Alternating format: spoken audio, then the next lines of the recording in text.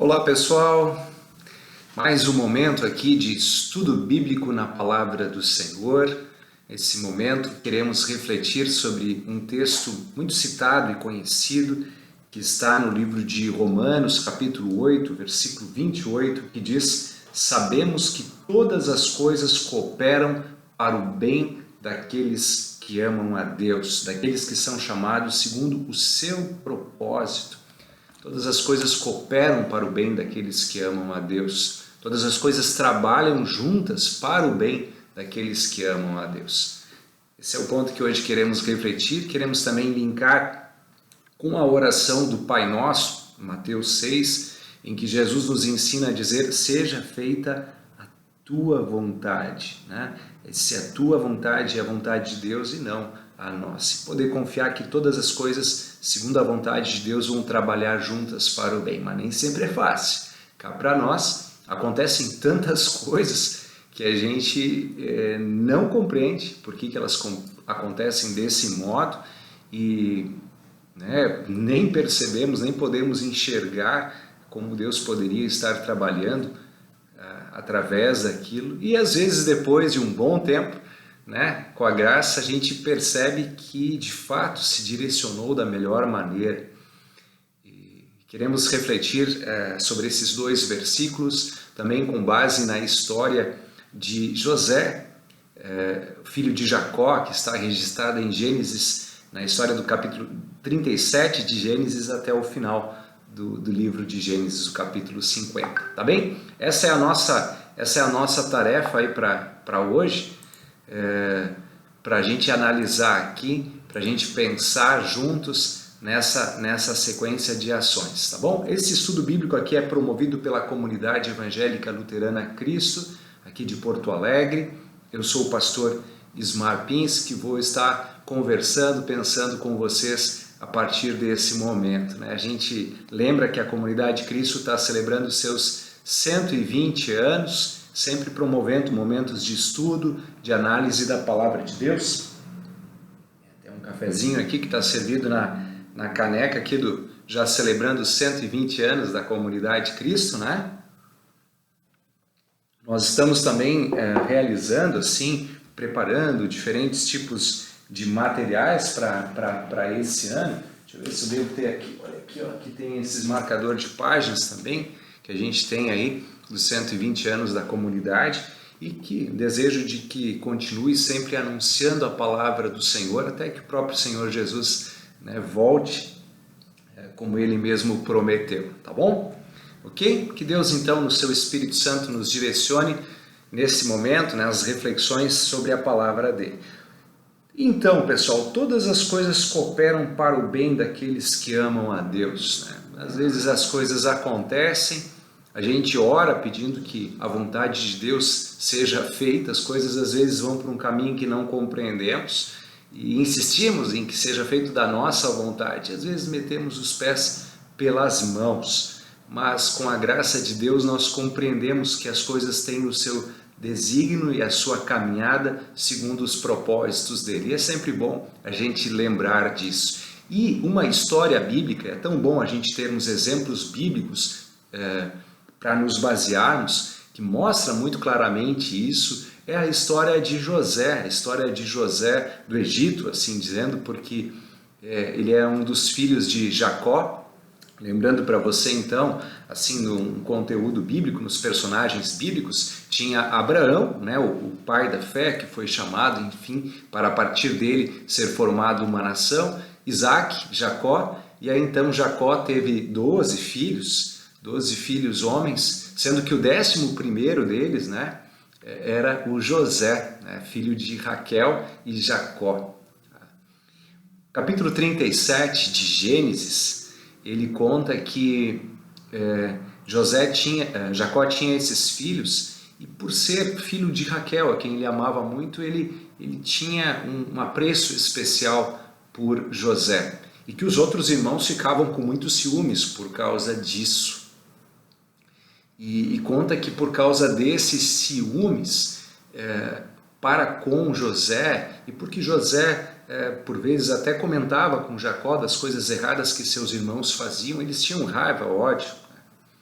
Uma marca também que acentuou esses ciúmes dos irmãos de José, segundo o histórico, foi que José tinha muitos sonhos diferentes, e ele sonhava que eles estavam trabalhando junto à terra, na agricultura, na colheita do trigo, e que eles juntavam feixes de trigo, e que os feixes de trigo começavam a levitar, e que os feixes de trigo dos irmãos do José se curvavam perante ele, né?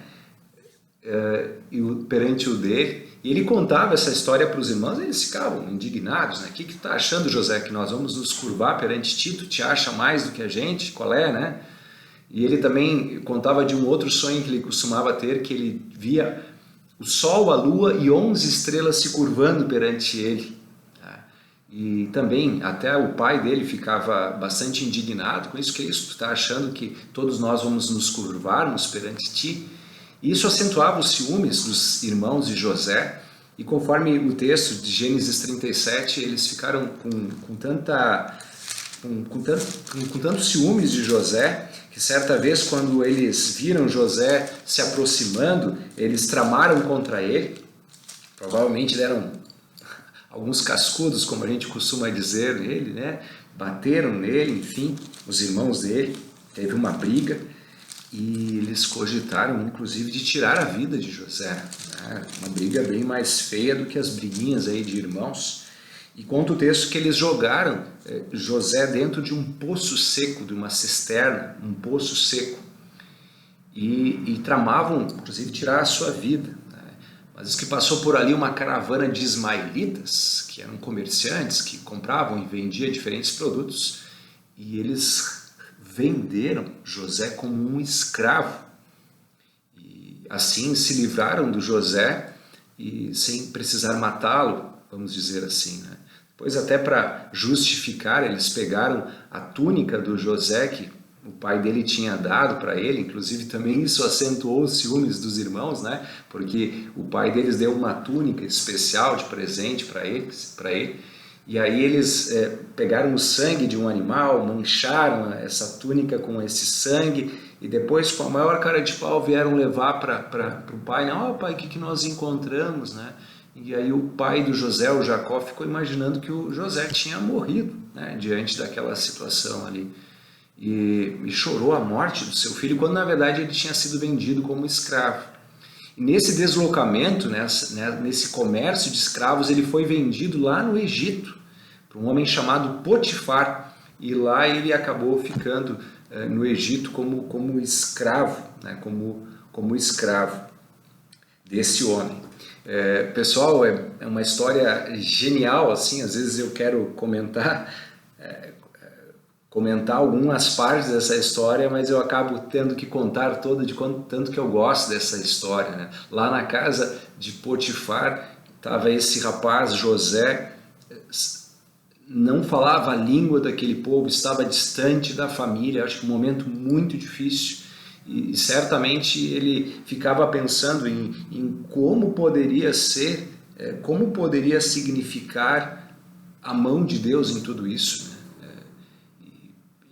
Deveria ser um momento muito difícil para colocar as coisas diante de Deus. Mas o texto mostra que ele continuou sempre sendo fiel em todos os seus afazeres, e sendo bastante animado, assim, especialmente para fazer as coisas, os desafios que cada dia propunha.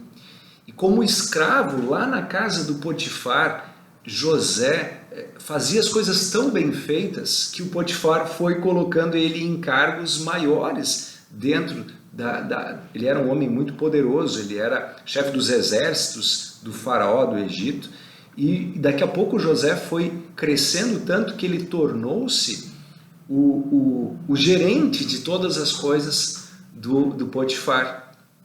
E aí vem um detalhe, né, que está lá em Gênesis capítulo 39, que a esposa do Potifar interessou-se por José e começou a dar em cima dele, querendo ter um relacionamento com José. E é interessante como José se porta e mostra o seu princípio de fé. em Deus. Ele diz: como poderia eu realizar tamanho pecado contra o meu chefe, que era o Potifar, e contra Deus? Sempre tem a perspectiva de Deus, do mandamento de Deus: não cometerás adultério. E conta a história que a mulher deu tanto em cima dele, queria tanto ficar com ele, que certa vez insistiu tanto que ele esquivou-se dela. E no que ele esquivou-se, ela tentando agarrá-lo, enfim, né, um assédio total, ela acabou ficando com a capa do José nas suas mãos, e quando ela viu que ficou com a capa, ela deu um grande grito. Vieram os outros moradores da casa, os outros servos, e ela inventou que o José tinha tentado violentá-la. E claro que quando Potifar ficou sabendo dessa história, você já imagina, né? Em quem que o Potifar acreditou? No José ou na esposa? Acreditou na esposa. E por conta disso, ele que era um homem muito poderoso, o Potifar, José foi parar na prisão. Pessoal, voltando aqui, apesar de estar contando vários detalhes da vida de José, eu queria lembrar para vocês que o tema maior aqui é esse versículo de Romanos 8, 28, que diz que todas as coisas cooperam para o bem daqueles que amam a Deus, que todas as coisas trabalham juntas para o bem daqueles que amam a Deus. E a importância, de fato, de crermos e colocarmos nas mãos de Deus quando oramos: seja feita a tua vontade. Tá? Esse é o tema aqui, né? Eu estou apenas ilustrando com a história de José. Gente, mas sempre convido a parar para pensar. Imagina vocês, pessoal, o José, por ter cumprido a vontade de Deus, por ter sido fiel e não ter traído Potifar, ficando com a esposa dele, por ter mantido pura a sua ação diante do sexto mandamento, ele foi parar na prisão. E ficou muito tempo na prisão. Agora vocês imaginam a cabeça dele e as tentações na prisão, né? Puxa vida, eu só me ferro. Por fazer o certo, eu só me ferro. Por ser justo, eu só me dou mal. Compreendem? Pois justamente foi lá na prisão que ele conheceu dois empregados, digamos assim, do rei do Egito, do faraó. Um era um mordomo e o outro era o padeiro do faraó, que por alguma razão foram parar na prisão. E conta a Bíblia que José enfrentava cada dia com tanto otimismo e fé, mesmo estando na prisão, que ele foi tornado um ajudante oficial do policial penitenciário, do chefe do cárcere lá, né? É incrível isso, como um preso torna-se praticamente um funcionário público ali, por bom comportamento, pela maneira como ele se portava. Imagino, né, que ele deveria limpar, cuidar da sua cela, tratar muito bem os outros, e ele foi sendo altamente considerado pelos policiais, os guardas desse cárcere. Não adianta, né, gente? Alguém com fé em Deus, a sua luz de fato brilha em qualquer lugar. E um dia, então, ele foi incumbido de servir os outros presos, porque ele já tinha, então, esse status dentro da prisão, e ele teve contato com esses dois empregados do faraó que tinham sido presos, o padeiro e o copeiro. E ambos tiveram sonhos. E José disse que Deus é quem dava o resultado, o sentido dos sonhos, se assim ele aprouvesse. E o mordomo disse que ele tinha um sonho que ele pegava, ia até uma parreira de uvas e pegava cachos de uvas lá, enfim, vamos dizer assim, três galhos ou 3 cachos de uvas. Disso ele espremia as uvas e servia depois um vinho para o faraó. E segundo José, na sabedoria divina, ele disse: olha, isso quer dizer que daqui a 3 dias, significa 3 dias, tu vais voltar, vai ser solto e vai voltar a servir o faraó. E o padeiro ficou animado com isso, né, e quis contar o sonho dele também. Ele sonhou que carregava 3 cestos de pães, cucas na cabeça, e que enquanto ele carregava vinham pássaros e comiam os os pães, as cucas, os bolos da último cesto, né? E ele queria também saber o significado do sonho dele. José ficou apreensivo no momento, ficou em silêncio. O padeiro insistiu e o José então diz: olha, os 3 cestos também são 3 dias. Só que daqui a 3 dias você vai ser executado. O seu corpo vai ser devorado por aves. E de fato, pessoal, assim aconteceu. Dali a 3 dias o mordomo foi solto e o padeiro foi executado. E ele disse para o mordomo: oh, lembra de mim, né? Eu estou aqui, sou inocente. Quando tu estiver lá servindo vinho para o faraó, conta a minha história, porque eu sou inocente. Mas diz o texto que o mordomo esqueceu disso, não teve oportunidade, enfim, esqueceu do José. E o José ficou mais um bom tempo na prisão. De novo, pessoal, imaginem esses dias, dia após dia, na prisão, pensando assim: eu sou justo, eu sou inocente e estou sendo aqui condenado, né? É uma perspectiva de fato bastante difícil de vincular com o que eu antes coloquei. Volto a dizer, Romanos 8, 28, todas as coisas trabalham juntas, cooperam para o bem daqueles que amam a Deus. José se perguntava: mas então por que eu estou aqui na prisão? Por que eu estou me ferrando? Por que está dando tudo errado na minha vida? Tá? E aí então vem aquela história que eu acho que é bastante conhecida, aí até no popular, mesmo para quem não conhece muito a Bíblia, né? Que é aquela história das 7 vacas gordas e 7 vacas magras. Pelo menos talvez a expressão você já tenha ouvido falar, que é um sonho que o faraó teve, né? Acho que no capítulo 41, que começa a contar essa história do sonho do faraó, que o faraó teve um sonho que ele sonhava que 7 vacas bonitas, gordas, saíam do rio Nilo, que é um rio tradicional do Egito, né? E que posteriormente vinha 7 vacas doentes, super magras, debilitadas, e as 7 vacas magras devoravam as gordas e continuavam magras. Ele acordava, voltava a dormir e aí sonhava com 7 espigas, né, na agricultura, 7 espigas muito bonitas que eram devoradas por 7 espigas feias. E diz que ele chamou todos os conselheiros, os magos, os sábios do Egito, e ninguém conseguia decifrar esse sonho para ele, né? Até então que o mordomo ouviu falar dessa correria por decifrar um sonho e lembrou do José lá, né, que estava na prisão, e contou, então fez saber a história ao faraó, e o faraó então chama o José, e o José pode apresentar-se, né, um preso saindo da prisão, apresentar-se diante do faraó. E o faraó então conta a história para ele, né? Eu gosto muito de um romance, de uma história em que o faraó pergunta assim: olha, me disseram que tu podes decifrar sonhos, e o José diz: não, eu não posso.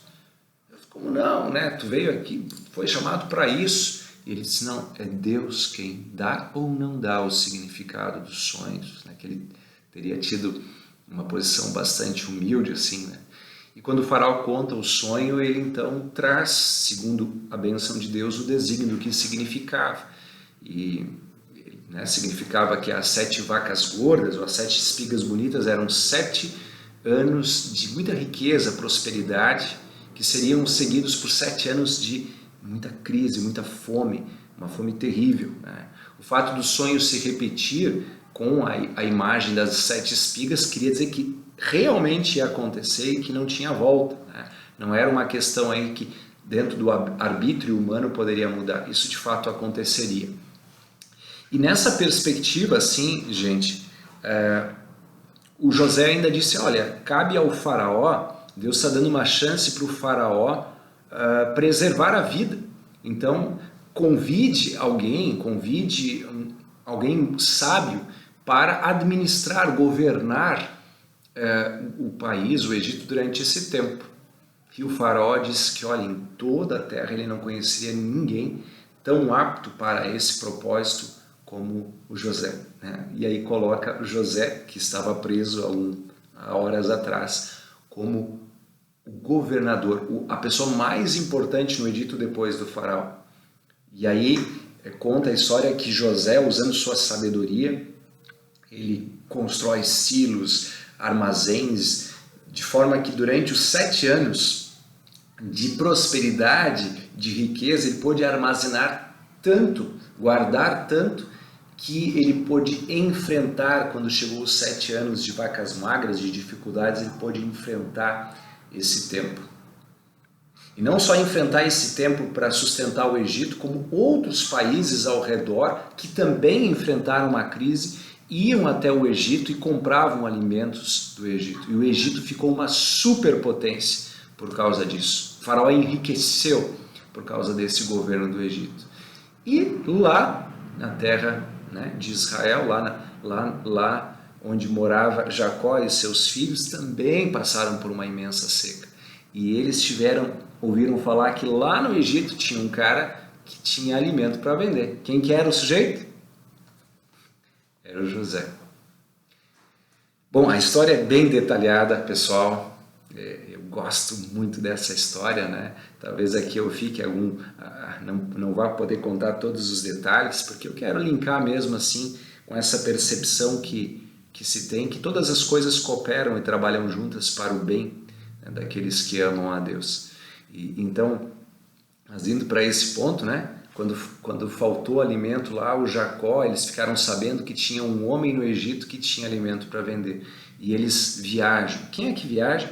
Viaja 10 dos irmãos do José até o Egito. O Benjamim, que era o caçula, que era o filho também de Raquel, não viaja junto, ele fica por lá. E eles vão e se apresentam diante de José. Eles não o reconhecem. E diante de um homem tão importante na história mundial daquele momento, eles se curvam diante desse governador do Egito. E aí aquela imagem brota na cabeça do José. A imagem que ele sonhava de feixes de trigo se curvando na frente dele. Eram os irmãos se curvando na frente dele. As coisas se concretizando segundo os desígnios de Deus. E José se emociona com aquilo, mas ele não se dá a conhecer, ele precisa testar os irmãos, né? E aí ele tem longas conversas, ele é bastante rude inicialmente, ele testa para ver, ele pergunta, repergunta várias coisas. Inclusive depois, no primeiro momento, ele deixa um dos irmãos preso, né, o Simeão, e pede que os outros voltem levem o alimento para a família e testando para que, se vocês estão falando a verdade, quando vocês voltarem aqui, tragam Benjamim junto. José se preocupava muito com Benjamim, né, porque o José imaginava assim, bom, eles me destrataram tanto quando eu estava lá, imagina o que o Benjamim deve estar sofrendo agora como caçula. Então ele queria ver isso, enfim, né. Acontece que tudo aconteceu como ele planejou, passou o tempo, eles tiveram que voltar por causa da grande seca e crise, e aí trouxeram Benjamim junto, né.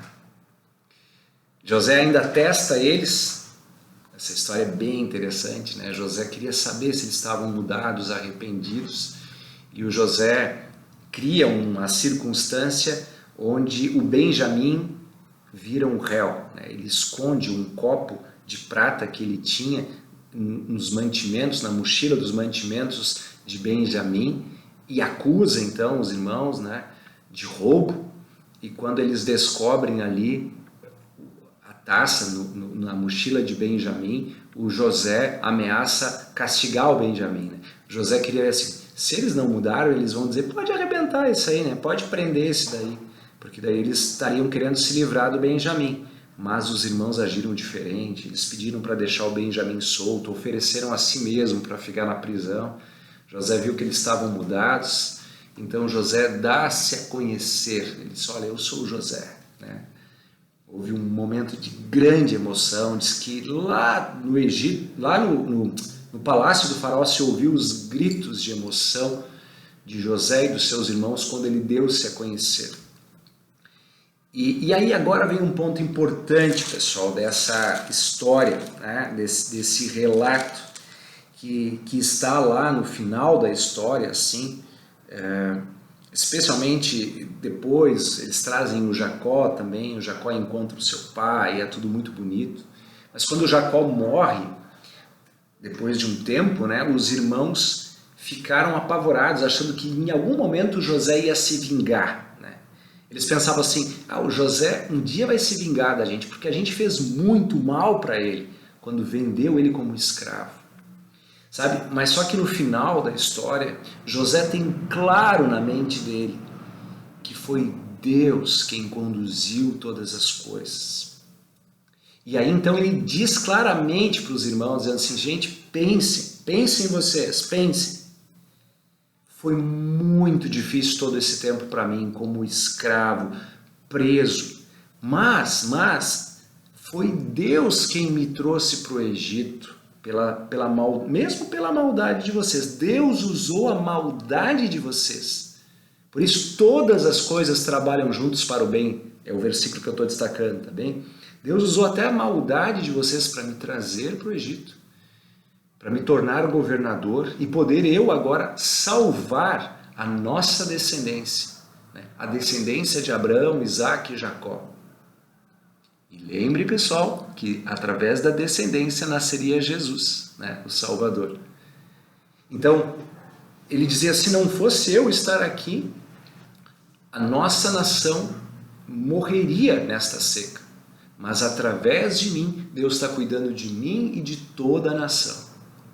Então ali ele tem claro na sua mente que os anos na prisão, que o sofrimento, que a solidão, que as injustiças que doem tanto no coração tinham um sentido. E apesar de o Novo Testamento não ter escrito, apesar de Romanos 8, 28 não ter sido escrito, poderia ser ele mesmo, José, escrever, né, que todas as coisas trabalham juntas para o bem daqueles que amam a Deus. Todas as coisas cooperam para o bem daqueles que amam a Deus. E aí a gente pode se encher de maior fé em nossas orações ao dizermos esta petição: seja feita a tua vontade. E termos muito cuidado quando nós forçamos a nossa vontade por rebeliões pessoais ou grupais, mudando ou querendo mudar à força os desígnios que foram instituídos de uma ou de outra forma pelo próprio Deus. Isso nos faz pensar muito em muitas atitudes nossas, em muitos dos nossos comportamentos, ações e reações no dia a dia. Isso não nos deve levar ao comodismo, né? Não é nesse sentido que agora, então, não, eu vou ficar aqui que Deus vai cuidar de tudo. Não. Se você parar para pensar na história de José, se lá na casa do Potifar o José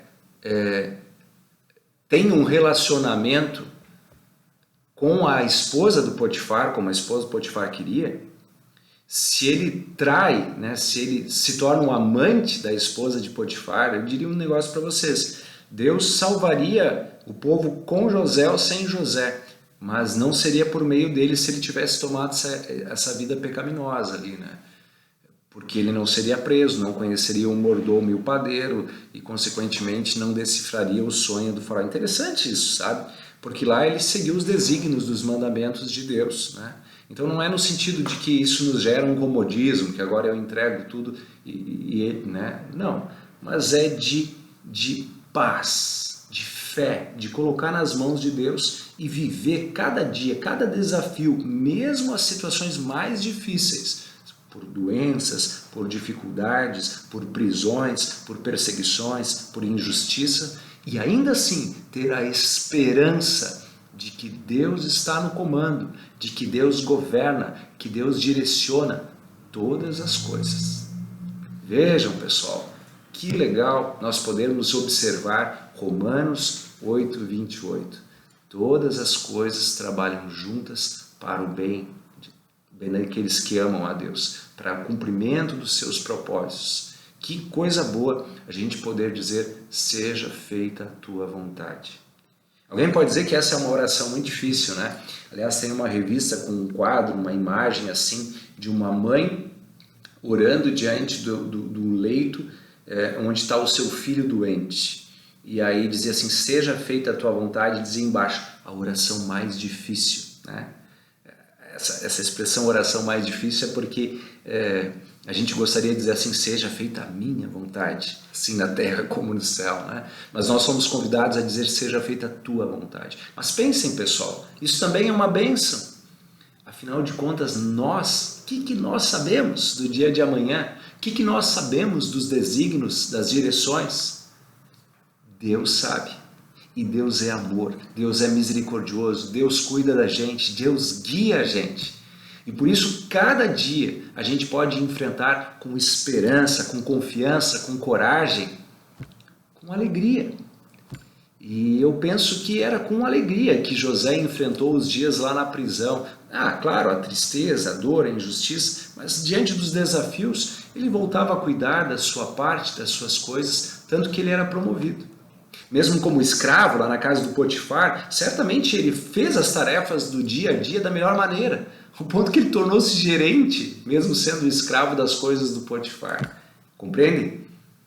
É a esperança, é o ânimo de quem coloca todas as coisas nas mãos de Deus. Salmo 37:5. Entrega o teu caminho ao Senhor, confia nele e o mais ele fará. Por quê? Porque Romanos 8:28, todas as coisas cooperam, trabalham juntas para o bem daqueles que amam a Deus.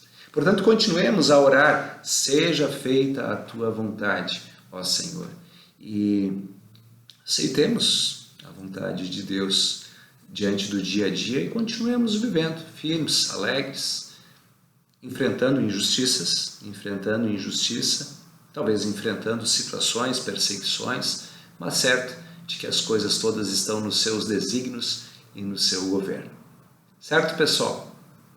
Era essa a reflexão que eu gostaria de apresentar desta vez, que vocês sejam incentivados a lerem os detalhes aí de Gênesis 37 até os 50, reler ali Romanos 8, também dar uma olhada aí na oração do Pai Nosso e poder cada vez mais aproximar-se nas reflexões e meditações da palavra do nosso Deus. Fica daí o convite também para participar conosco dos nossos momentos de cultos, aqui no nosso templo, todos os domingos às 10 horas, às 19 horas, e também aí vasculhar as nossas redes sociais, a playlist do YouTube, também acompanhando mensagens e reflexões na palavra de Deus. Certo?